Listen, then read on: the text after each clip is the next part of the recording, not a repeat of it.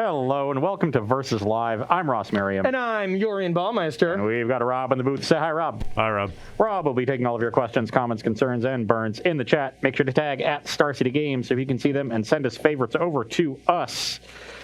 Okay, so here's the deal. Corey has basically not won a single game on Versus Live for about a year and a half. Yeah, I don't remember what winning and feeling good about myself is like anymore. Okay, I should say he's not won like a day on Versus Live. We'll say that. But on Tuesday, he won a match with this Sultai Emergent Ultimatum ramp deck. And so what Corey begged me to do for today's show was to let him play that deck for all three matches. Yeah. Just begged me. There were tears. He was blubbering. It was really messy. It was not a pretty sight. I'll tweet out all the photos I took after the show, so stay tuned for that. You said you deleted those. Yeah, I say a lot of things. Oh, okay. Yeah, I mean, to be fair, I also asked you to play all those Pyre decks again, but I guess... Yeah, we had to be in the middle. We went in the middle ground, and you just picked three very strong decks to put up against the Sultai deck, and, I'm hoping to just feel something again, really. Yeah, well, the deck looked very strong on Tuesday. I know you've been having a lot of success with it on the arena ladder. And a lot of other people are having success with it as well. So this is one of the top decks in the metagame right now, and certainly the newest or like the newcomer to the top echelons of the standard metagame. So we're going to put the deck through its paces today, and we're going to start with Naya Adventures, one of the default decks over the first week or two of the season. We took Gruul Adventures from last season, which was the best deck in the format. Splashed a little white to get Giant Killer and Showdown of the Skalds, one of the most powerful cards from Kaldheim, and the deck has been doing quite well. It's always there at the top tables, always pretty heavily played, and we'll see how the ramp deck can match up against an aggressive strategy, which is usually where ramp is weak. That said, you have a lot of good removal, a lot of good sweepers. A ton, yeah. And the Naya version of this deck isn't as fast, isn't as aggressive as the straight Gruul version, because the white cards are a little bit slower, they're grindier. It's definitely takes a mid-range, mid-range approach, because even Gruul Adventures can be looked at in some way as a mid-range deck. You have Embercleave, so not necessarily, but you have so much value that you go long game. Naya just kind of goes a step further with Showdown and Giant Killer. We like to label decks. It's really sort of a spectrum. So where on the spectrum you lie, we're a little bit further along towards the mid-range side of things with Naya here. The thing I like about the Naya list that I'm playing is it's playing Lotus Cobra, which I think goes very, very well with Showdown of the Skalds. Okay, yeah, I saw a list on Twitter or something that was playing that, and it makes a lot more sense to me. It's like there was already this template of a deck like this that worked, and it was with Lotus Cobra, Omnath, Escape the Wilds. Escape the Wilds, being able to add an extra land does make Cobra a lot better, but you still want to be able to cast those cards under Showdown, so Cobra makes a ton of sense just trying to crate that stuff out. And normally that 2-1 body for Cobra gets brick walled as the game goes on, but with Showdown of the Skalds you can pile some counters on it and turn that into a really relevant threat. So they help each other out. It goes both ways, which I really like. Yeah, absolutely. And like Ross has been saying, I'm going to be playing the Sultai Ultimatum list. I was doing so well on Arena. I went like 8 or 9-0, okay? And I'm like, I got to get... Sick brags. I know, sick brags.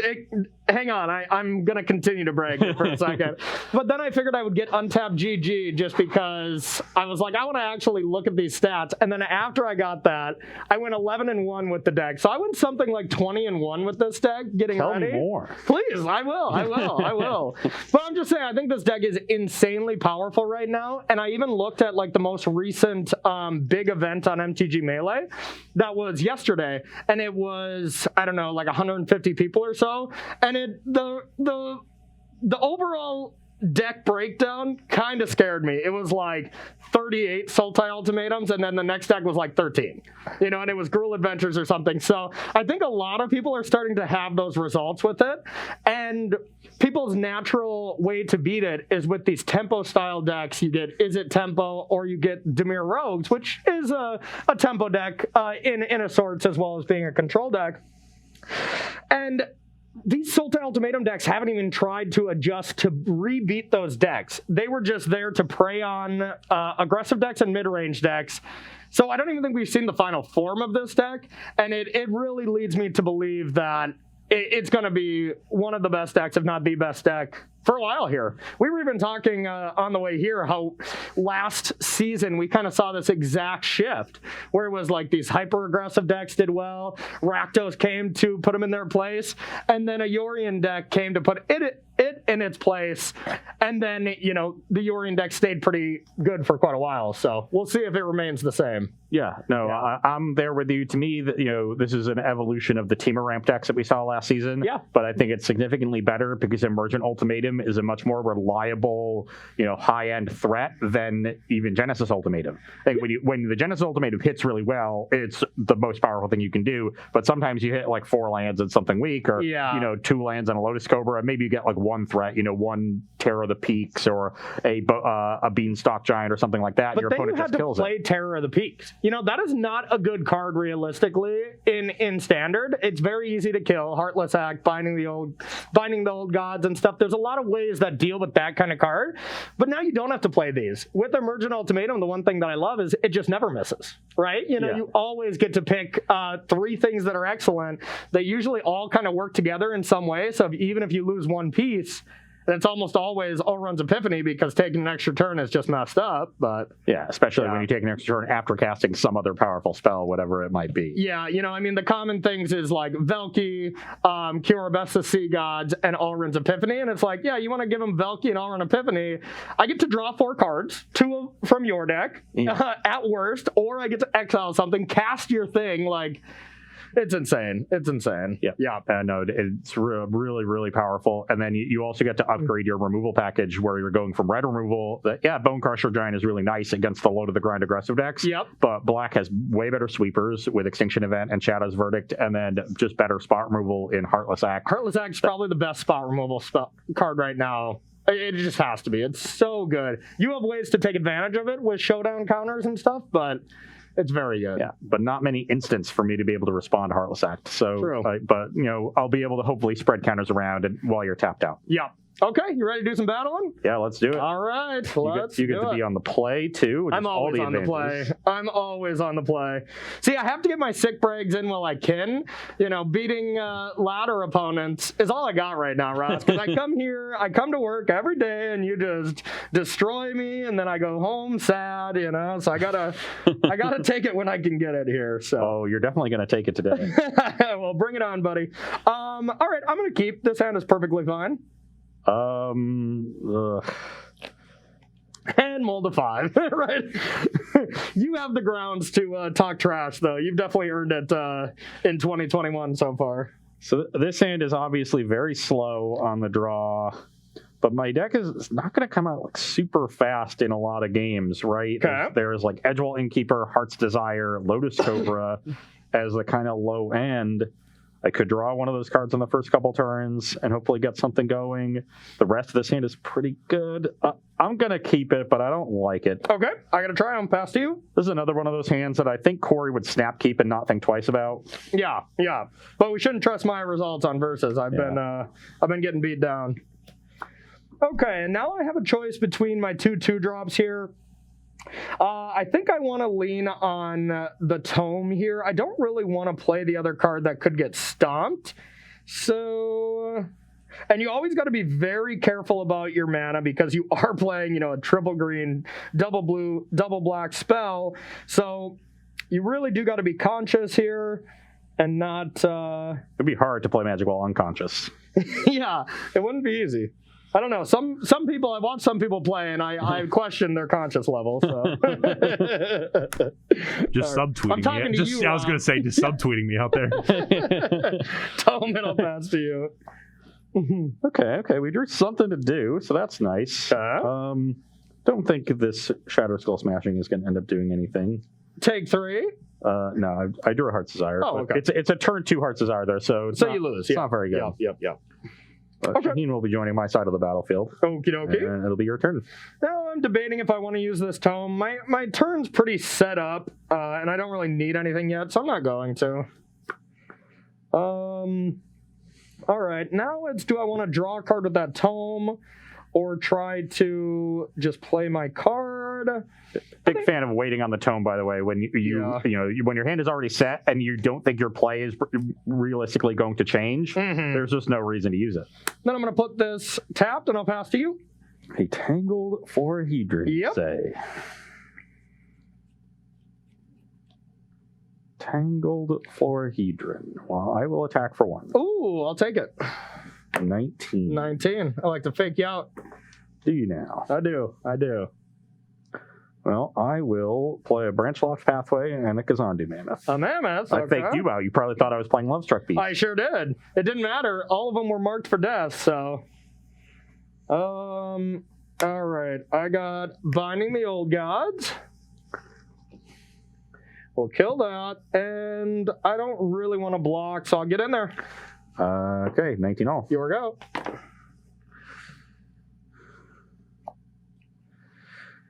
Okay, well, I will... I kind of wonder, like, all time, since Lovestruck Beast has been out, what the win percentage of someone who has it in their deck and played it on turn 1, they win versus when they don't, and what the winning percentage is there. I mean, Ross played it on turn 2 here, so he's quite the fish, but... Oh, yeah, no, definitely down. Definitely down. Yeah, Lovestruck Beast is a phenomenal Magic card, I must say. Attacking you to 18, play my Lovestruck Beast. Okay. Pass the turn. Still at the spot where I know what I'm doing this turn, so I don't need any tome action. Oh, look at that Magic card. So I'm going to go like this. I can either get... Corey, I couldn't see the Magic card you were talking about. Can you show it to me? Oh, you're going to see it soon. You're going to see it soon, buddy. Is it a Shadow's Verdict? You never know. I'll never tell. So now you either have the choice between getting the Sultai Triumph, or you can get Ketria Triumph? Ketria Triumph or Forest. Ross, actually, you enlightened me to this play of just getting Forest late game, so that if you draw the other lands to cycle them when your lands are already set up. So that's the option to do that. We're not at that stage yet, so it's not going to be Forest. And now you just think there's 3 Velkies in the deck, so now it's the only reason for red is to play Tybalt. And you look at the rest of your mana base just to make sure you're set. I'm just going to go with both. I think that seems easier. It seems like you could use some more black mana. Exactly. I'm still at the early stages of the game where I would like 1 more Triumph just in case I ever draw Ultimatum. But that is the 3 options there that you have with this deck, and those are the 3 things you should be keeping in mind. Okay, now let's go with...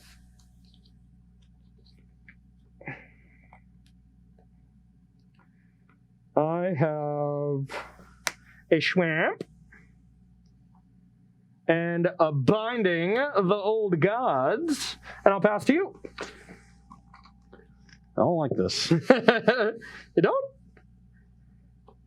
Is it because you're indeed an old dog? I'll crack my Fable Passage. Okay. And I'm binding you? Yeah, I'm feeling very claustrophobic. I do call this binding the Ross Merriam every time when I'm playing on stream whenever Ross is there. I've noticed.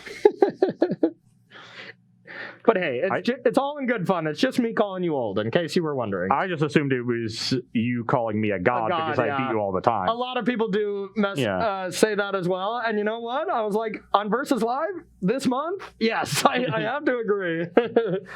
Okay, it's time for a showdown. Oh. And chapter 1. And I like you playing it on turn 5 when you can play one of these lands. Oh my god. On Tuesday I played 1 showdown and it revealed 4 lands. Yep. Good job, buddy. Okay, well, let's make some more white mana and play this giant killer, I guess. Okay. And attack for 1. Okay. I will not block. I'll go to 17 and pass the turn. All right. Tome time. Tome is a card I have since cut from the list. I'm not a big fan of it, but there's situations where it's excellent. But yeah, not the biggest fan of the card. All right. Definitely a matchup dependent card.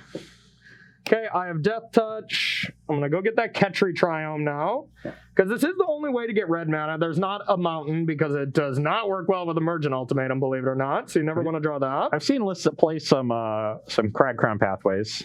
Crag Crown, yeah, and you could do that. I just think it comes up so so, not often that it's not super worth it. Yeah, it's a very marginal thing. Yeah, okay, all right. And then you are a 4 cultivate deck. Normally you would think like, yeah, I can replace a forest with a crack run pathway, but when you're playing as many cultivates as this deck is, you really want to have a lot of basics. All right, green, green, green, blue, blue, black, black. I will play Emergence Ultimatum. Oh man. Does that resolve? I thought you were going to cast Thorn Elemental, and I had this giant killer ready. No, I can't believe you would cast Emergent Ultimatum. I switched up the Thorn Elementals for Emergent Ultimatums, but I am going to get Thorn Elemental as my first card. Okay? Perfect. Good news. I had that one ready. Nice. So I think this is going to be an interesting point. I'm going to really walk through what you want in different situations based on the board. So this, I'm ahead already. So now you just want to push your advantage, try to log it down. It's almost always Alrund's Epiphany. Great card for pushing an advantage. Yep. Just a very high extra turns are good tempo. This is probably going to be one. Generally a good card against creature decks. These are all pretty aggressive, so it's these, or I could do Vorinclex if I was behind, but right now, I mean, Vorinclex is not that good. I want the permanent base ones instead of creatures, because that's the only thing you can actually kill is Vorinclex in your deck. So yeah, we'll go with those 3. We got a Reader. It's a new card, so. I'm just making sure I know exactly what it does. Yeah. I'm trying to think like how bad is it for me if I just give you Kiora, Best of Sea God, and Alrund's Epiphany? It's really bad because you have this Yorion. Yeah. That's the bad thing about that. Yep, okay. Blinking that. Figured that out. Okay, good thing we figured that out. And the low-key secret is, it doesn't matter, he's dead. Yeah, so I definitely can't give Corey Kiora, Best of Sea God, and Alrund's Epiphany. So I got to give him Valky, and then the question is, which of these cards should I pair with the Valky? Honestly, I think it might just be the Epiphany and let you hit a bunch of cards off the Valky and hope you brick. Mm-hmm. Because that seems like a very unlikely to win this game, and that seems like a path forward. Yeah. Whereas the consistency of just what these 2 cards do together, or what these 2 cards do together, Valky and Kiora, Best of Sea God. Yeah. You're just going to have too much going on, I think. Yeah.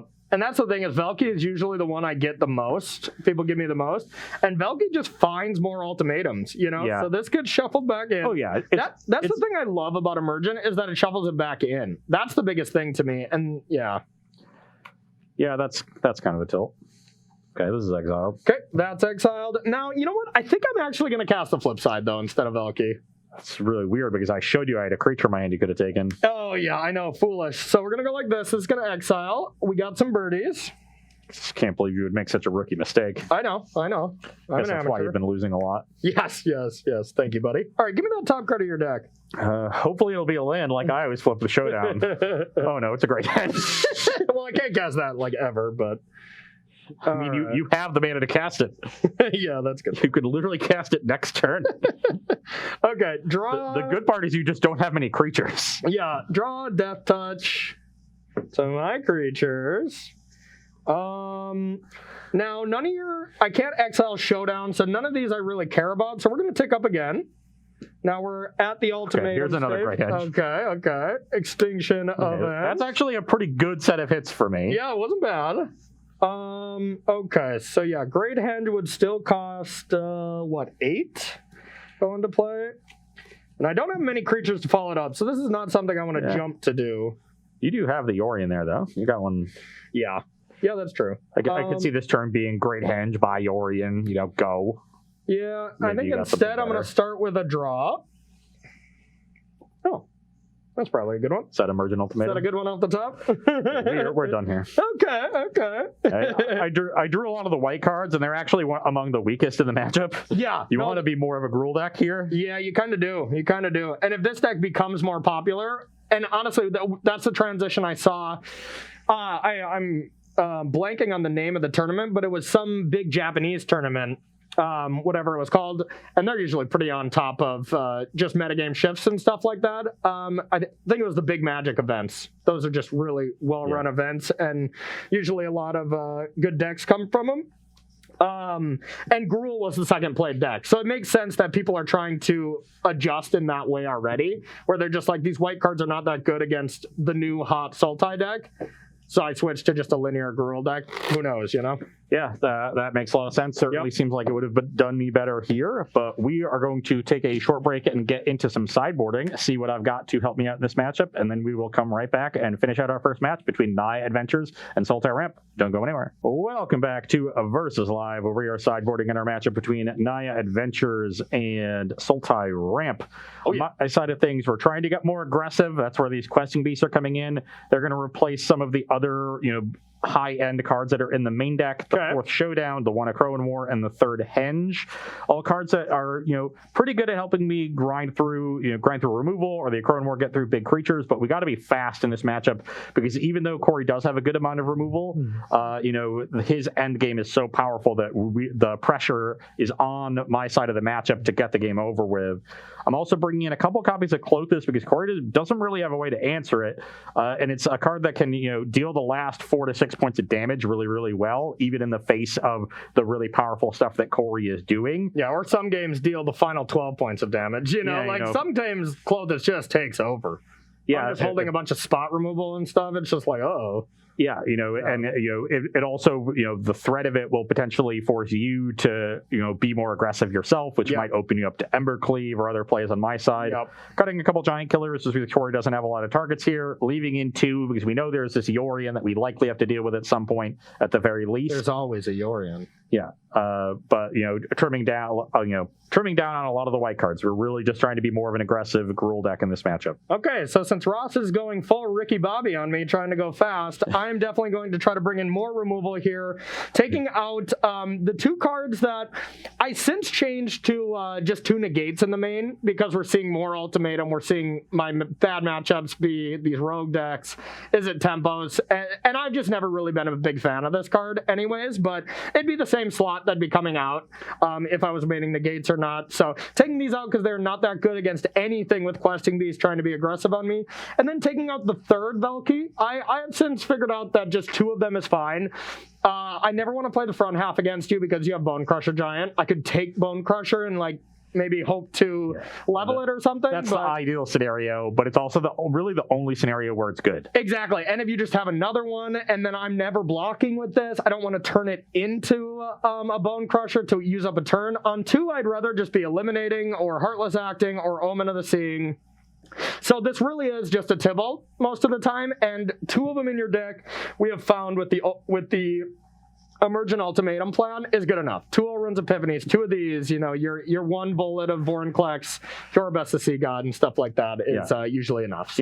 That's the kind of card that if the front side is good, you would play a large number of copies, because then it's a card that's relevant early, relevant late, which ramp decks really like. But if you find that you're almost always just playing it for the 7-mana spell, then you have to treat it like a 7-mana spell, and there's only so many of those you can fit in your deck. Great point. So even you think about it against Rakdos, let's say, they have a lot of removal. They have Bone Crushers.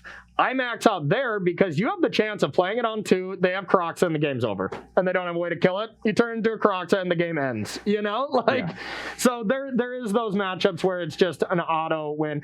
Or if you're on the play against that hyper-aggressive Boros deck where Seasoned Hollowblade is a big problem. A card you want, So there's definitely situations, but not a ton in Standard right now. That the way you evaluate it is going to be matchup dependent. Exactly. So let's do this. And Rob, do you got any questions from our lovely audience? Yeah, so, one of the big things on everyone's mind is the announcement we got in Secret Lair yesterday. Hestea's kind of kicked it off. You've obviously talked about banning the Cascade cards as well, but do you think that there will be anything beyond Uro, and what do you hope for? Well, if we're talking Secret Lair, we're first just talking about the cool Titans arts, right?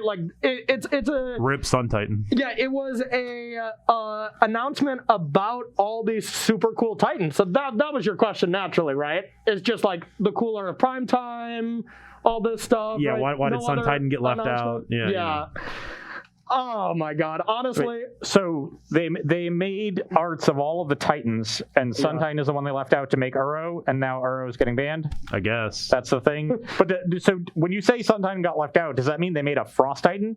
There's every other Titan is in. So they of that cycle of the 5, they're like, okay, we got to take 1 out to fit Uro in, and they somehow their brain trust came up with it. Let's take out Sun Titan instead of Frost Titan. I guess to be fair, it's because there's a blue green and a red black, but there's no white Titan from Theros, right? Yeah. So I guess that's the reason. Doesn't that make even more sense to take out Frost Titan instead? Because then you're replacing a blue with a Simic?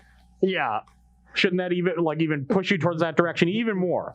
I love that this is the argument Ross is taking on this, not the fact I don't even that understand Ross's argument right now. Me neither. Well, I never do. There was the cycle of M10 Titans, right?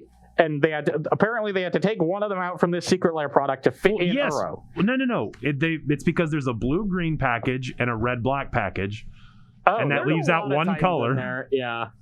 Okay. So they just made Simic and Rakdos Titan secret layers separately. Yes. Okay, this makes more sense.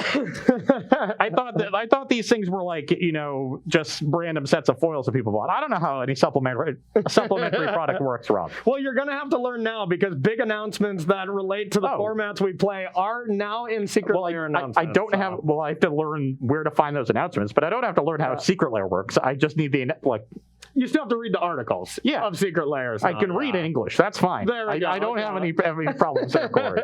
But that's the thing I love about the secret layer announcements is I just think they really wanted us all to check out every secret layer announcement from here on out. But honestly, realistically, I'm still happy that announcement existed, even if it was so obscure and the motives were focused in such a different way than just caring about competitive play. But I'm still happy Uro is going to be gone. I'm so sick of playing with that card. Now get rid of Tybalt's Cascade nonsense and Modern will be, it'll be back to being great, Yeah, no, I want to see something, Del. I know some people have talked about changing the way DFCs interact with, Cascade and all the other ways that people have used to, bring to light. Just changing the way you can alternate casting costs those cards. You have to cast the one that you found. Yeah. I think that would be a fine way to do it. But ultimately, of those ways that people have found to abuse the modal double face cards, the only ones that seemed particularly egregious to me are those 3-mana Cascades. So I just want to see those banned at the start because they also combo in other horrible ways. Yeah. It's just Cascade is a nonsense mechanic that never should have been made. Yeah, and me and Brad talked about this on the podcast a lot, and my solution was to just change how Cascade is worded, right? Like that you cannot put a spell on the stack that has a higher converted mana cost than the other thing. I was corrected by the boys that just saying, that is not necessarily fixing every problem moving forward. You need to target the double face cards and change that ruling, and then just stop making things that abuse Cascade. But I agree with you. These Cascade cards are always going to keep causing problems. But regardless, something has to be done with that because it's reminding me of Hogak so much, where they're playing main deck hate cards, main deck ley lines. Oh, yeah. Every deck is just Force of Negation, Teferi, Brazen Borrower, the modern staple. Come on. Okay, well, Brazen Borrower is already a modern staple. I've registered that in the Modern Open. Don't. Okay. We don't need to disrespect Brazen Borrower on the show. Okay, fair enough. Shall we battle? 3-mana flying flash creatures, they're all good with me. Every single one of them. Okay. Sorry, I knew I got to read the room next time I think about dissing Brazen Borrower. We can't have that. Okay, sorry, I take it back, bud. Okay, my hand's great, I'm keeping. My hand is medium, I'm keeping. Okay, I'm going to play a Timber Crown Pathway and an Edgewall Innkeeper. Whoa, that's not fair. We don't like that card. Okay, so I have a Fabled Passage, and I'll pass to you. Attack you for 1. All right. Play a Crag Crown Pathway and a Lotus Cobra. Cobra? You're 19. That can't be good. Chat would like to know how you did at that open, Ross. I did what? How I did at the open where I registered Brazen Borrower. Oh, yeah. I would like to know as well. Well... I'm not going to tell you. Wow. Unreal. The audacity of some people. I will tell you that I got very unlucky. Yeah, as per usual, right? So unlucky he registered Blue Moon. Yeah. I was not playing Blue Moon. All right. I have a Pathway, and I'll pass to you. My deck might have had Blood Moon in it. Okay. But I did not register Blue Moon. Okay, fair enough. Okay, my excellent opening hand has turned very bad. Without getting a third land? Oh, dang it. I will play a forest. I will make a white mana. Okay. I will cast a Questing Beast and hope... Or Spike. My God. Jwari Disruption, targeting questing beast. Attack for 3. All right, 16. Pass a turn. Sweet. Is this the saddest thing you've ever seen? That is. Could have played around it. No, that doesn't play around it. Does not. Oh yeah, because it's turn 3. If it's turn 4, you did. Yeah. You're right. Yeah, I was gonna quote Cedric and say should have played around that there, but you could not have had. So. Correct. Okay, so I'm gonna play this and cultivate Elspeth's Nightmare. Now I don't know the target. I think. You could still have plenty of adventure creatures, but the Cobra is quite scary as well. I think just if you have Cobra and Showdown, that's a little too scary for me, so I'm going to hit this. And pass to you. This is where I draw Embercleave. Yeah. Or this is when you draw all your adventure creatures. Jesus. Attack for 1. Okay. 15.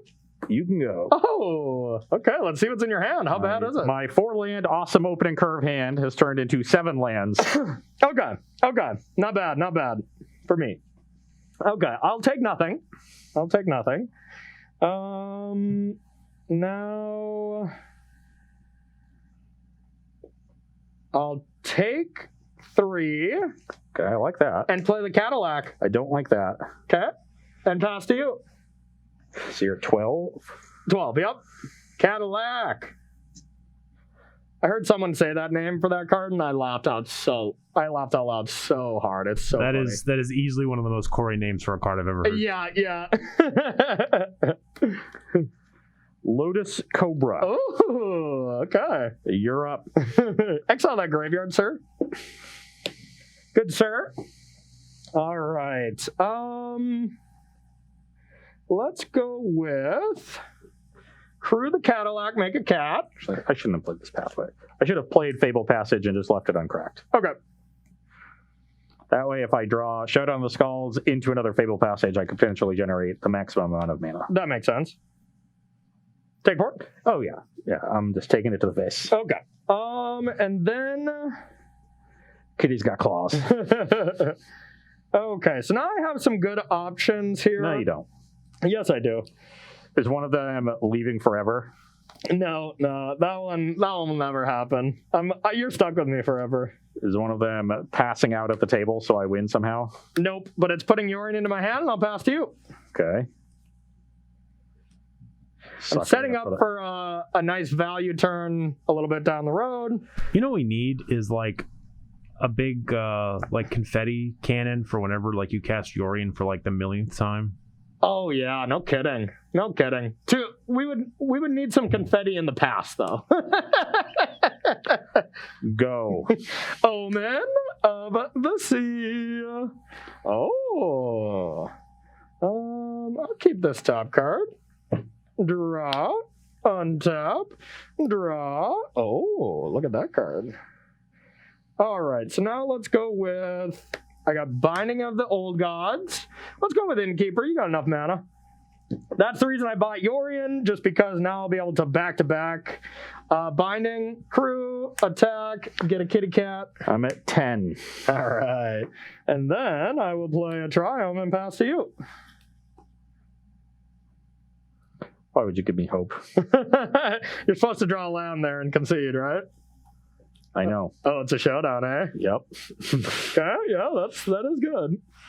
Okay, so I'm going to get a Plains with this Fable Passage. I'm going to make white off the Cobra. Yep. And then cast a Showdown with all 3 colors still untapped. Okay, and you still haven't played a land, right? Correct. I have not played my land for turn. Chapter the First. Chapter the First. In the beginning, there was nothing.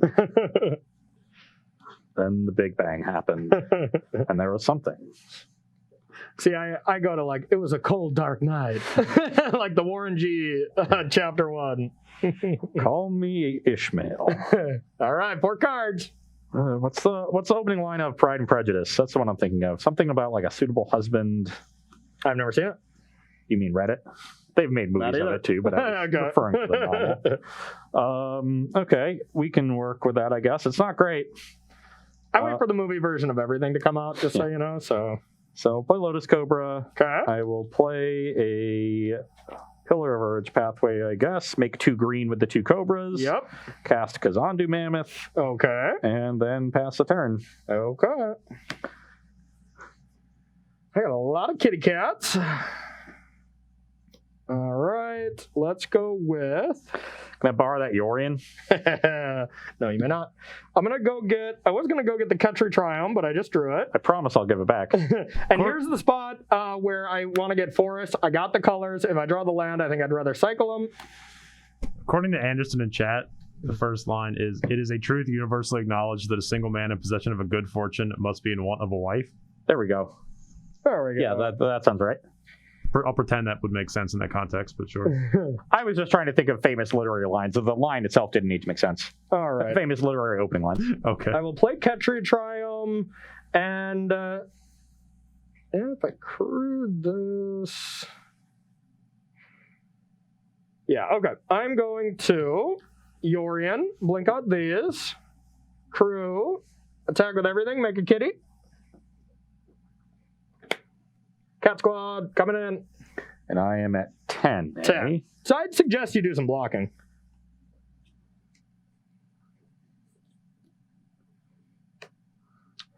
Want to take 8? Yep. Okay. Put you to 2. 2 cats down. 2 cats down. These come back. Kill the mammoth. Omen. Ooh, I'll take that Vorinclex. Pass to you. Okay, I think I need to draw another showdown here to start. Yeah, probably. Okay, chapter 2. I'll play this land. Okay. I will play Heart's Desire, put a counter on the Cobra. Okay, you have a mana floating from your Cobra as well. Yeah, let's make that green, I guess. Okay. And then I will play Lovestruck Beast, put a counter on Shaheen. Okay. And then I will die, huh? Do any of these cards help your cause? Hold on, let me think for a second. Okay. Mull it over. So my unknown card is a Cragcrown Pathway, Ooh. which is a pretty good card. You got 2 options with that card. Yeah, exactly. That's why it's hard to think. I've got so many options. Very dead. All right, not bad. Had a good opening hand. Yep. You needed to capitalize my Jwari Disruption. When you played Cobra, I was like, you're going to play a 3-mana adventure creature, and it's not going to be great. And then I'm going to Elspeth's Nightmare away one of your things, but you're already going to have creatures, and I was going to be too far behind. So I thought for sure I was losing, but then you just did nothing on the key turn and made it pretty easy on me. Yep. That's how it went down. Yeah, I think we should get a confetti gun every time Ross gets Jwari Disruption. I think that's... Because I know every time it happens to me personally, I sit back in my chair like, I could have avoided this. Why bother with the confetti gun when you can just use the real thing? Wow, that's dark. That's dark. So you're saying you're going to shoot me every time you get censored, or? At least that. Okay. I reserve the right to shoot you on other occasions. Okay, all right. Hey, Rob, will you type help into the SOS, Twitch chat? Yeah. Will you type SOS and please call the Roanoke authorities, please? And also give me a question when you got time. Yeah, I might have time to recover from what just happened. Yeah. This is how many shows in a row Ross has won. Now that he's feeling the taste of a couple losses in a row. I am being threatened. I don't like it. I don't like it. Yeah, fair. So to get back to Magic, Estes asked the question earlier. Do you think that the heavy the white aggressive deck that's heavy on 1-drops and with like Battlefield Raptor and Kitesail Cleric is a budget deck, or do you think it's a real viable aggro option in this format? I mean, it can be both. Yeah. I like the deck. I think it's very well constructed. I love the idea of using, I think Clarion Spear's just a powerful card. I have a couple issues with it, and I wrote about it in my article this week, which is all about white aggro and standard, examining different builds and giving you my preferred build. So the first issue I have with it is there does seem to be a good amount of sweepers and cheap removal for Clarion Spirit specifically. So it leans into Extinction Event and Shadow's Verdict. And then with the Bone Crusher Giant and Heartless Act around, Clarion Spirit can be easily killed. But it's the best 3-drop in my opinion. Yeah, and then into something. Yeah, and then your other payoffs for it being this really low to the ground, go wide aggressive deck are the Anthem effects, Heraldic Banner and Glorious Anthem, and there's a lot of disenchants around if people sideboards for other threats that already exist. So when I look at this deck, it's similar to me to Mono Blue Devotion back in the original Theros era, which was a deck with a lot of underpowered individual cards that were enabling really powerful threats in Master of Waves and Thassa God of the Sea. Yeah. But you're not a big fan of very underpowered cards that accrue some value, are you? We didn't really know each other back then, but it may not surprise you to learn that I played a lot of Mono Blue Devotion. Yeah, and it may not surprise you to learn that this is not a joke either. I quit playing Magic during that time, to go to school and other stuff, but I was not enjoying the Mono Black versus Mono Blue Devotion battles, so I literally quit for 3 years. That was the longest hiatus from the game I've ever had when I was 21, I guess. Yeah, because it was about that long ago. Yeah. Weird how that worked out. Yeah. So with the Mono Blue Devotion, Thassa and Master Waves were actually difficult to answer. Yeah. It ended up being that Mono Black had good answers to Master Waves, so that helped them in the matchup quite a bit, but Thassa is very difficult to answer. So when I'm evaluating these decks and similar decks, I evaluate them on how difficult it is to answer the payoff cards, right? And it looks to me like Clarion Spirit and those Anthem effects, Heraldic Banner and Glorious Anthem, are pretty easy to answer based on what exists in the metagame right now. Yeah. So they don't even have to really do much adapting. So that's my issue with the deck, even though I do think it is powerful. I think it'll be a deck that takes advantage of underprepared metagames. So if the metagame shifts in a way where they don't have answers to those key cards, then your deck looks really good. Yep, and I'll agree in a sense. And I just look at the top decks as if those kind of decks can be around. And I look at last week, I see Izzet Tempo. I see, even Gruul. I think it has a fine matchup against. But then this week I look at the hot flavors of the week are Rakdos and Sultai, where the Sultai deck is playing 5 main deck exile removal spells, as well as 7 2-drop spot removal spells. And I just think God, I do not want to be on the side of trying to chip shot people. So I think if Sultai Ultimatum remains the top deck in the format, which I do think it will for a while, until the metagame adjusts, I think it's pretty scary to play those kind of decks. But I easily could be wrong, but that's how I'm thinking about it right now. So it seems like we're on the same page. It's a metagame dependent deck. This metagame does not seem very good for it right now. Exactly. That's a good way to sum that up. I'm going to be on the play for our pity game, and I have another solid hand that hopefully works out better than the last one. I'm going to keep as well. It's slightly slow, but I'm in. Okay, I will start on a Heart's Desire. That way I can't lose. Yep, that way the game ends right now. Okay, I got a Jwari Ruins, and I'll pass to you. That was a good draw. I will attack for 1. Okay. I will play an Edgewall Innkeeper. Okay. I will then play a Branchloft Pathway. Okay. And I'll play an Edgewall Innkeeper. Mother of God. And I'll pass the turn. Mother of God, I am dead. If you're thinking about how to describe this draw, there's a term that we in the business use for it. It's called the nuts. Yeah, that is quite good. I'm terrified. I'm going to play a mountain, and I will cast Lovestruck Beast and draw 2 cards. Okay. Does it resolve? That resolves. Okay, even better. I will attack you for 3. Okay, 16. Pass the turn. All right, Omen. Definitely don't want Shark Typhoon. And do I want this other land? I kind of think I may need it. Doesn't feel good.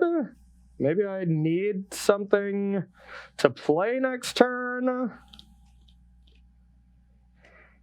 Oh boy. So it's a tap land. And I would really much like a untap land here. And I think I may need it. So normally I would keep this, but being under such huge amounts of pressure, I do feel a little inclined that I have to bottom it and try to get lucky. So I'm going to do that. I'm going to bottom both, draw, drew a 7-drop. Nice. Okay, that wasn't absolutely awful, I guess. So lucky. Draws cards that aren't absolutely awful. I know. Can't believe you would do that. I will play a land and pass to you. And draw. Okay. Attack for 8. Okay, down to 8. brings you to 8. I will then... This kind of plays a bit into an Extinction event, which feels like what Corey has. Could also just play this, but just drawing 2 cards is so nice. I will play a Heart's Desire. Okay. I will play a... Yeah, even if you were to get worst case of Wrath, it still replaces itself. Yeah. It reminds me of the mono blue days from Mythic Championship 1. It's like, turn 1, blue creature, turn 2, double Curious Obsession, and you're like, God, I hope you don't have the removal, but it doesn't matter. They've already replaced themselves, you know? So, draw 2 cards off the Lovestruck Beast, and then I'll pass the turn. All right, I got an Omen. Those aren't lands. Now I'm getting punished. Ooh. Oh my God. Well, I guess I need a land or I'm dead, so I might as well keep this because it ups my percentage. Yeah. So, yeah, all right. And I'm dead. Okay, well, I got insanely punished by not keeping that Triome. I had the Extinction event, but I don't even know if that was going to be enough here. Yeah, I was going to be able to rebuild to some extent. Next turn I play these 2, then I showdown. And yeah, that would have been enough just because I did have some spot removal, but obviously I needed a land first. So I think this is a game where showdown would have actually been quite good because I would have just kept pressing my advantage. A game where you're ahead. I totally agree. Yep. I think that's how that game was going to play out. Totally agree. Okay, well, I mean, that one was a thorough bleeding. And that means we might have time to stretch this one. Oh, do it's we? It's not even 2 o'clock yet. Yeah, we can stretch this one. Let's do it. You had to win fast to keep it live. Smart man. Should have conceded the other games faster. Yeah, there you go. There you go. All right, Rob, you got a question for my lovely audience? I do. Have to go and ask a little earlier. We've seen so many adventure archetypes from Temur to Naya. Yeah. Do you think that moving to Jund or black-based adventures could also be a consideration, or would you rather just be staying on more of an aggro plan? I think aggro is still better in the situations, and I think like the Golgari adventure stuff is good if there's a lot of other adventures, because I think it's good against other creature decks, but it is not good against like Sultai decks and stuff, and that's the directions we're heading. And it's also not very good against like Rakdos because spot removal is not that good against them. So I'm more inclined to still think Gruul is the top adventure deck. But I completely agree. We've seen here with the Nihilist, I want to be more aggressive in this matchup, which is really important in this coming week in Standard. And so Golgari is just very similar to Naya in that extent. I think it's an adventure deck that's built to be a bit more mid-rangey. And so even if you got to a metagame where like everybody's playing Gruul, say like people moved Gruul and that ends up beating the Sultai deck, maybe there's another aggro deck that rises up too. Yep. Just as a hypothetical, then you might think Golgari is a good way to go, but then I think all the Gruul decks would just be Naya again, and that seems pretty good. Showdown of the Skalds and Giant Killer in the Golgari Adventures matchup would be excellent. It would be. Yeah, no, that's totally a good point. And the whole point that Golgari Adventures had the edge was you never ran out of cards with that, because you just had more adventure creatures. You had the 3-mana Profane Insight from Falmir Knight and stuff, and you just never ran out of gas. Order of Midnight to rebuy Edgewalling Keepers that they killed early. Exactly, but Showdown does the same thing if you draw that many cards, so yeah. All right, great question, Heptagon. We love you, bud. All right, so I will go first. Ew. I like that. Yeah, this is, you don't want this many 7-drops. This is a 2-lander, but it is definitely not good enough. My hand looks solid, and I will be keeping it. All right. Excellent. Got one more question while I shuffle up here, Rob. Yeah, Ross, so the only tournaments you get unlucky, the ones you don't win? Correct. Honestly, sometimes the ones you win, you probably got a little unlucky at spots. Yeah.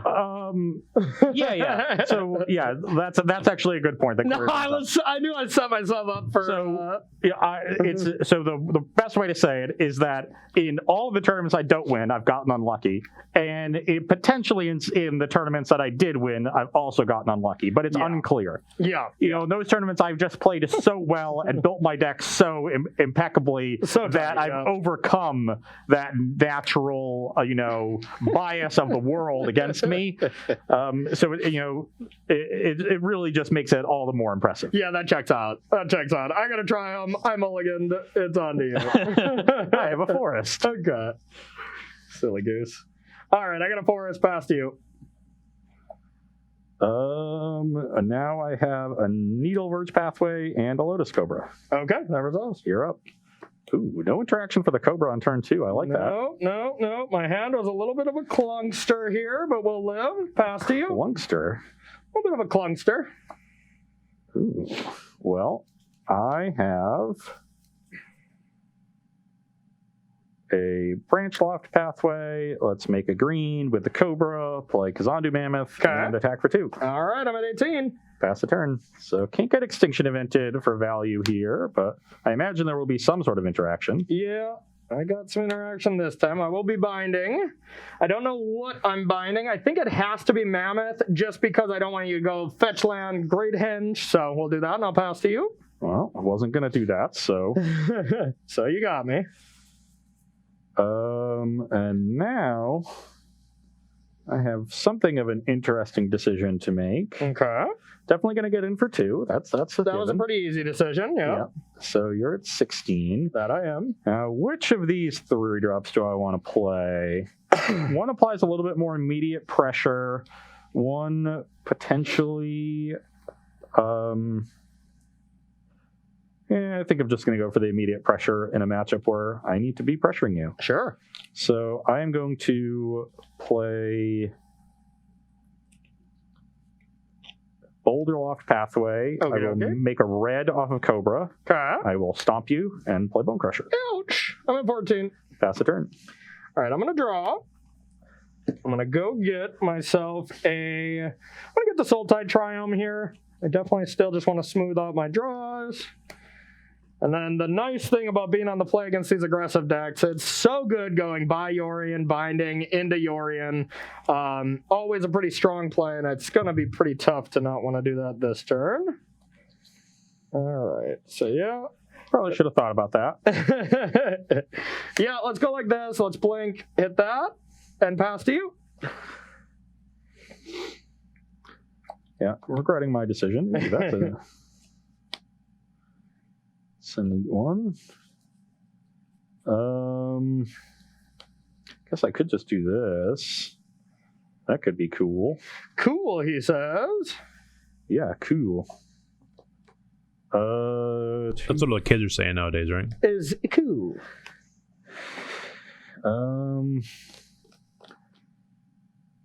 You have 4 cards in hand? 4 cards. They're all amazing. This time I'm not lying to you. Actually, I have quite a few options here. Options? Options.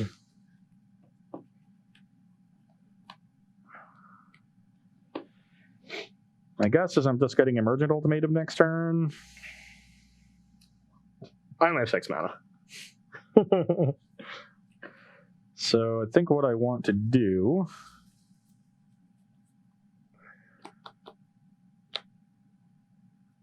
is play Fabled Passage, make red mana, play Clothis, okay. card I should have played last turn. Sure, yeah. And pass. Okay. I will draw. Chapter. Now I'll get the red land just in case I ever draw Valky.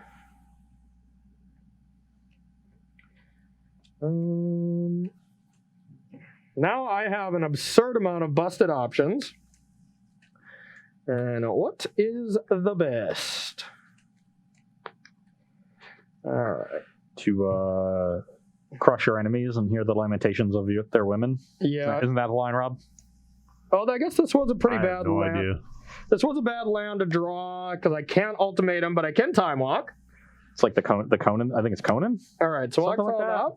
It's a Highlander. It's one of those like 80s I'm guessing movies. you have nothing. Yeah, oh, I'll attack for 4. Oops. Silly. Big buff guys.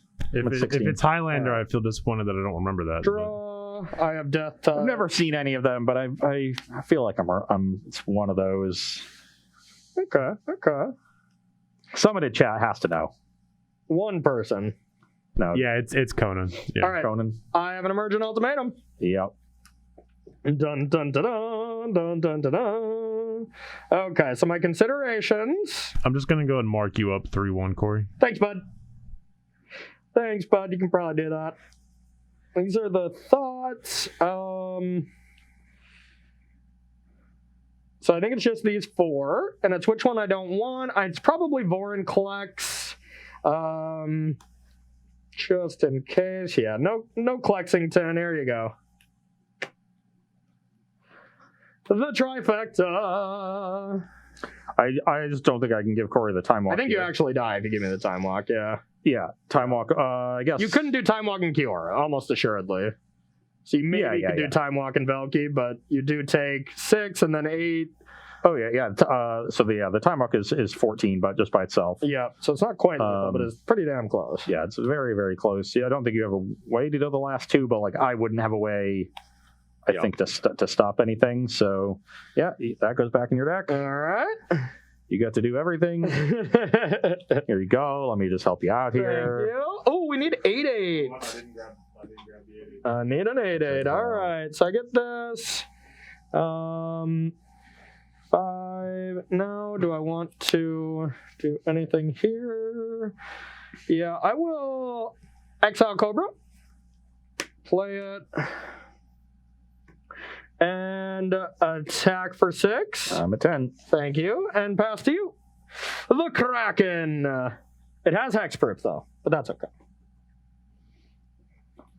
Yeah. Very much regretting how I played this game. I should have focused on the turn before you played Yorion. Then I would have definitely just Shatter Skull killed the Yorion. Yeah, not a chance it actually mattered. Yeah. But I agree that sequencing would have been slightly better, but my hand was just busted. When I said my hand was good, it was these 4, I think, you know? I had a henge that I just never had.